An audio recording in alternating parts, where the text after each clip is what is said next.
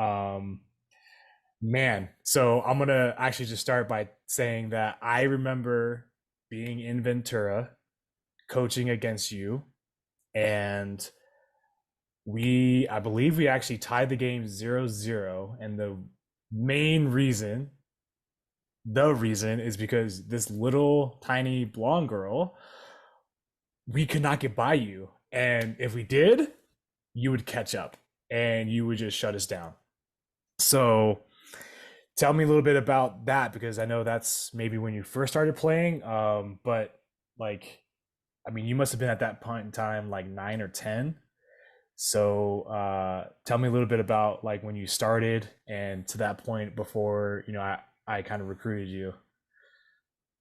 Yeah, so I started playing soccer when I was 11, actually, a little later Mm. than most kids start. And then that game specifically, that was after my first year of playing. I played ASO for like 6 or so months. So that was the first year that I got on a club team. Yeah, that was the first club team that I got invited to be on in my hometown.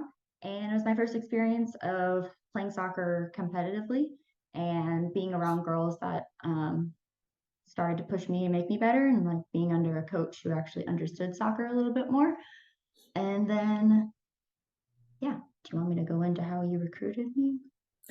Well, before we get into that, so I Yeah. remember gymnastics was your first passion, or that was your first, I would say, like sport that you really got into, and which maybe kind of ties into just in general, like competing at such a young age. But correct me if I'm wrong, but one of the reasons why you started playing soccer was you were getting kind of burned out with gymnastics.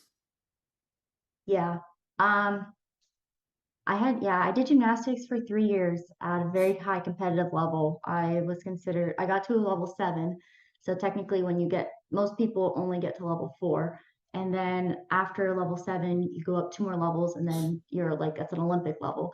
So I was like training, like, I wanted to go to the Olympics with gymnastics. And I was homeschooled at the time. And so I was spending like over 30 some hours in the gym as like an 8-year old. And there was just one day I remember I like woke up and I was like, I do not want to do this anymore. So, and it was just like that. It was literally like overnight. And so, and my parents thankfully were like supportive of it. And like I love gymnastics and the roots and like the coordination that I learned from it. But then I needed a break and I took like a 6 month break before I started playing soccer. So, Yeah, I mean, I remember you said that it was hours, right? The training that you were doing with gymnastics, which I mean, I understand too if you're really trying to get to that level. I mean, balance is always important, but it sounds like also, I mean, now that you can look back, was it also just maybe not as much like you weren't in love with it as much as maybe you thought you were? for sure. It was my first exposure to like a sport, especially at a competitive level. And so um, I didn't really have that variety of knowing what I really wanted. So yeah, when I started playing soccer, I really fell in love with that sport. So and God gifted me with a lot of talents that aligned well with the sport of soccer. So it worked out.